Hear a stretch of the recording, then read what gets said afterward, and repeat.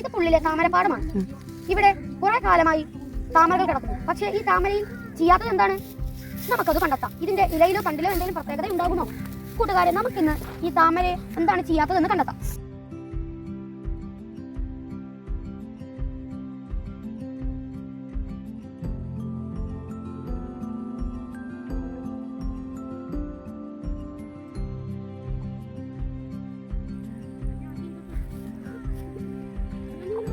ഞങ്ങൾ താമരപ്പാടത്തിൽ നിന്ന് ശേഖരിച്ച താമരയുടെ തണ്ടും ഇലയും പൂവും ഒക്കെ ഇനി നമുക്കിത് നിരീക്ഷിക്കാം.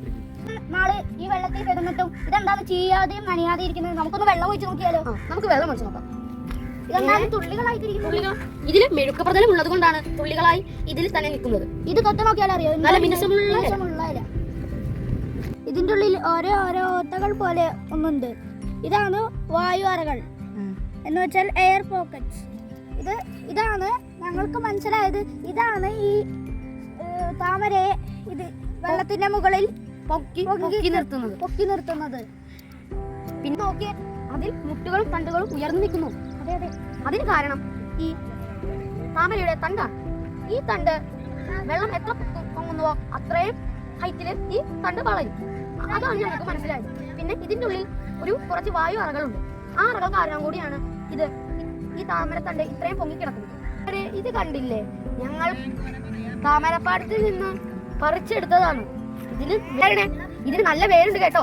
ഇതിൽ നിന്ന് നമുക്ക് മനസ്സിലാക്കാനുള്ളത് തണ്ട് മാത്രമല്ല വലുത്, വേരും വളരെ വലുതാണ്. നമ്മൾ പറിച്ചപ്പോൾ ഇത് പൊട്ടിപ്പോയതാണ്. വേരിനും വായു അറകളുണ്ട് കേട്ടോ. ഇനി നമുക്ക് ഈ ഇലയുടെ നിരമ്പൊന്ന് മുറിച്ചു നോക്കിയാലോ. ഇനി ഇതിന്റെ ഉള്ളിൽ ഉണ്ടാകുമ്പോ പ്രത്യേകത അതും കൂടി അറിയാമല്ലോ.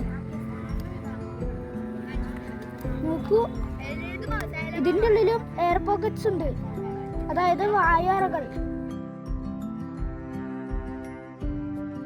ഇത് ഞങ്ങൾ ഇവിടെ നിന്ന് കളക്ട് ചെയ്ത കുളവാഴയാണ്. ഇനി ഇതിന്റെ പ്രത്യേകതകൾ നമുക്ക് നിരീക്ഷിക്കാം.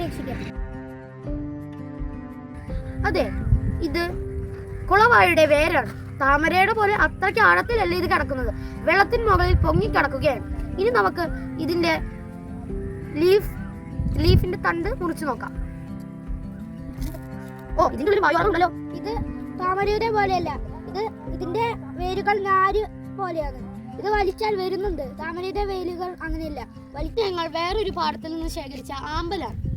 ഏകദേശം താമരയുടെ പോലെയൊക്കെ ആണെങ്കിലും ഇതിൽ വാക്സി മെഴുക്ക് പ്രതലം ഉണ്ടെങ്കിലും താമരയുടെ അത്രയ്ക്ക് മെഴുക്ക് പ്രതലം ഇല്ല. ഇത് താമരയുടെ പോലെ തന്നെയാണ്. ഇതിന്റെ ഉള്ളിൽ വായു അറകളുണ്ട്. താമരയുടെ പോലെ തന്നെയാണ്. ഇതിന് വളരാനായിട്ട് ചെളി വേണം. ഇതിന്റെ സ്റ്റെമ്മിന്റെ നീളവും നല്ല നീളമുണ്ട്. നിങ്ങളിത് നോക്കൂ. ഇതിന്റെ ഇലയും താമരയുടെ പോലെയാണ്. ഇതിന്റെ പൂവിന്റെ കളർ വൈറ്റ് ആണ്. ഇതിന്റെ വേരുകളും താമരയുടെ പോലെ തന്നെയാണ്. ഈ വേരിനും വളരാനായിട്ട് ചെളി വേണം.